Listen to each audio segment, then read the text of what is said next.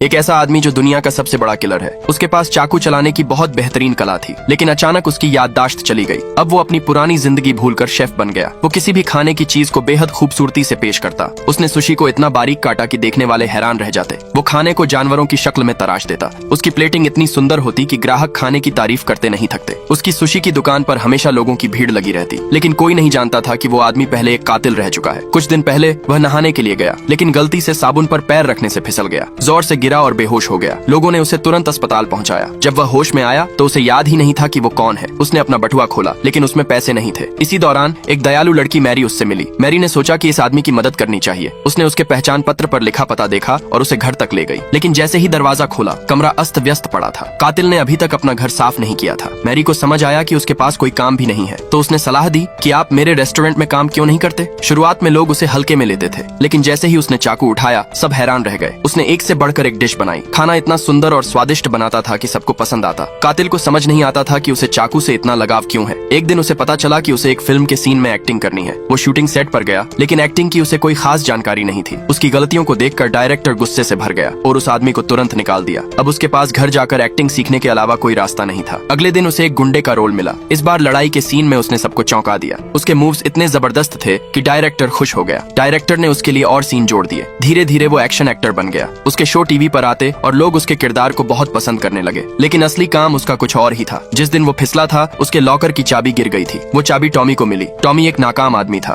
वो आत्महत्या करने जा रहा था, लेकिन उससे पहले उसने सोचा नहा लूं। उसने चोरी छिपे अपनी चाबी बदलकर वो लॉकर खोल लिया। अंदर ढेर सारे पैसे और लग्जरी कार की चाबियां थीं। उसने सोचा मरने से पहले जिंदगी के मजे ले लेता हूँ। उसने एक शानदार सूट पहना, अपने सारे कर्ज चुकाए और जिंदगी का मजा लेने लगा। कुछ समय बाद वो आदमी की चीजें वापस करने के लिए अस्पताल पहुंचा, लेकिन वहाँ पता चला कि उस आदमी की याददाश्त जा चुकी है। टॉमी चुपचाप वहाँ से निकल आया। उसने कार के नेविगेशन से कातिल का घर ढूंढ लिया। वो एक शानदार हवेली थी। अलमारी महंगे कपड़ों और रोलेक्स घड़ियों से भरी थी। टॉमी को वह घर बहुत पसंद आया। बस टीवी पर हमेशा वही बोरिंग योगा शो आता रहता और रोजाना वही औरत योगा सिखाती रहती। एक दिन शराब लेने जाते समय उसने गलती से एक सीक्रेट दरवाजा खोल दिया। वो अंदर गया तो वहाँ अजीब तरह के औजार रखे थे। दीवार पर टंगी तस्वीर देखी तो वह वही औरत थी जो टीवी पर योगा करती थी। वो औरत कातिल की अगली शिकार थी। इसी बीच असली कातिल फंसा हुआ था। तेज बारिश की वजह से उसकी कार रुक गई, लेकिन उसी बारिश ने उसकी खोई हुई पहचान वापस दिला दी।